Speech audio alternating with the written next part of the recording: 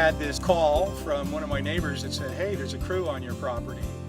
Well, it turns out they were a crew that's coming around to pull down the chimneys, which are a hazard to the workers. That's generally got us thinking now the clock is starting to tick. We got to really move into high gear with our design plans and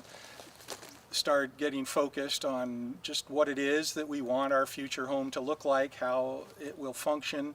the requirements that we'll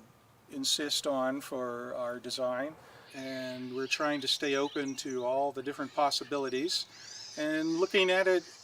as not just a replace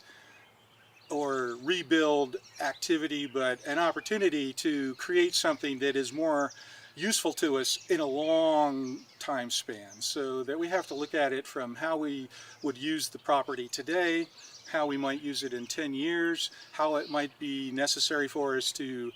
adapt and adopt our own behaviors because we're getting old, and that requires changes in how the